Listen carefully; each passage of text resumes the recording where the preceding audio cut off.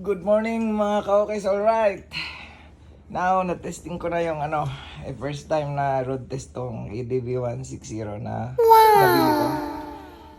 Kaya dito sa bundok ko ngayon itinakbo para malalaman natin yung performance niya. Swabe guys. Kaya try natin to ngayon sa mga rough road din para malaman natin. Swabe yung rides niya.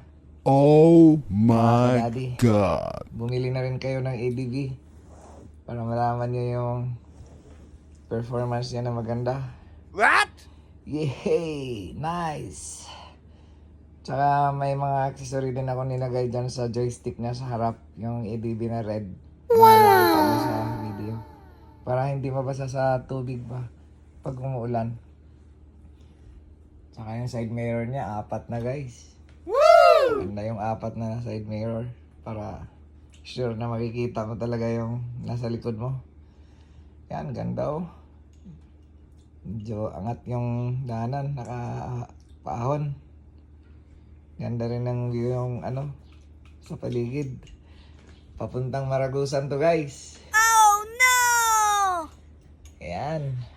Hataw si EDV 160. Oh my God. Kaso lang medyo malapit ng uulan guys. Kailangan bilisan natin to. Rides! Tibay kayo! Right! Yan, pahawon na papuntang mainit. Mainit Falls. Yan. Ganda sa ganda yung shock niya. Hindi na kailangang palitan pa ng shock to. Medyo okay pa sa alright to. Oh no! Madami din palang mga bahay na dito. Madahanan. Yan, makulimlim na. Malapit ng ulan. Bilis. Para okay pa sa alright ang road test. Yan, may mga bahay-bahay na talaga. Alright.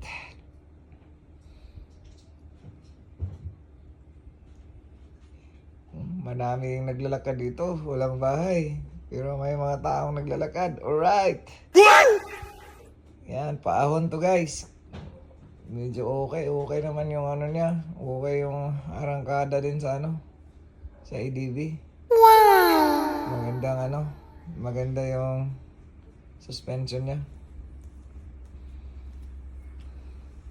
Pero hindi pa masyadong nagpe-play yung sa mga shock niya kasi bago eh.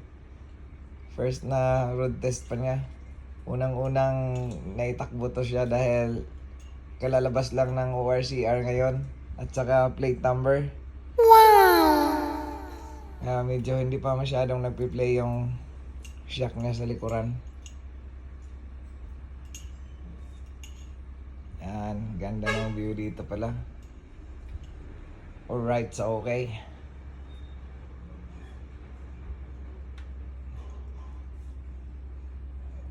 Yan, papuntang na to, Panurao na yata to, papuntang New Leyte sa lake.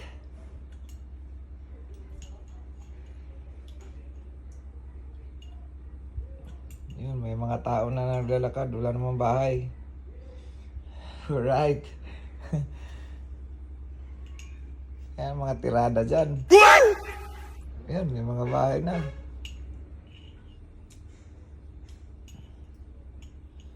Okay na okay yung view dito papuntang New Leyte, papuntang lake.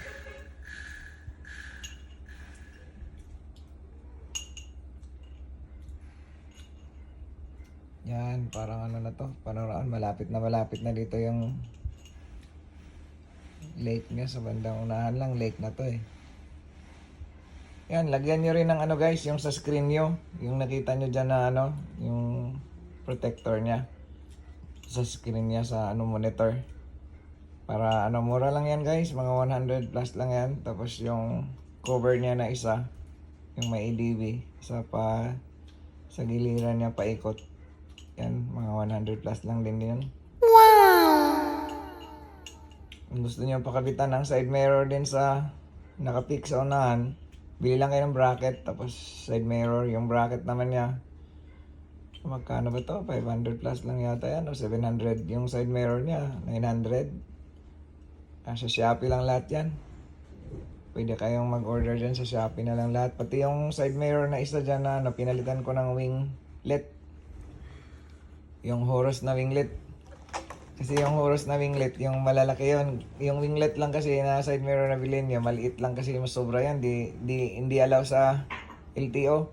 Magkakaproblema kayo sa LTO. Pero itong Horus winglet, medyo ano na to, malapad na siya. So, accepted na siya sa mga LTO. Wala nang problema sa LTO. Pero, apat naman, since na apat na yung side mirror, kahit maliit na yung ilagay nyo sa manibela, na side mirror, okay na yun. Kasi yung isa, okay na yung sa harap. Wow! Okay pa sa alright, guys. Oh my God. May in-order din akong crash guard pero hindi pa dumating eh. Pero importante nito guys, ma-test natin tong ADV dito sa bundok. Malaman natin yung performance niya, kung okay ba. Talagang relax na relax i-drive siya. Pang long drive, okay. Tapos yung consumption niya, maganda dahil 45.3, 45.5 to 47 kilometers ang 1 liter. Kaya 1 liter niya, okay. Isang litro na, layo na yung, ano mo, layo na yung, mapuntahan. Alright guys. At ang napakaganda pa nito, ay kahit rough road siya, lumalaban talaga yung ADV. Kaya, kasi dual sport siya eh. Kaya hindi ka na mag-isip ng iba-iba pa dyan. Dahil kaya-kaya niya yung kahit sa bundok, idaan mo siya, kahit maputik. Oh no! O city drive, kahit saan mo siya dalhin, kayang-kaya ng ADV 160. Kaya ito yung pinili kong bilhin dahil nakita ko yung mga nila sa YouTube. Ang ganda ng performance niya. Kahit sa bundok dalhin, rough road, kahit city drive, all around siya. Stop over muna mga ka-okay sa alright.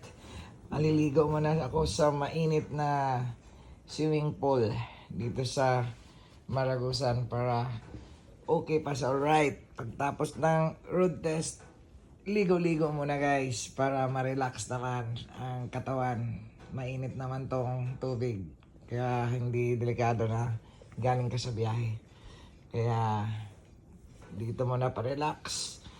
Pa-relax. At sa sunod na naman guys, ay update ko kayo sa next video ko. Kaya okay pa sa alright guys. Thank you for watching.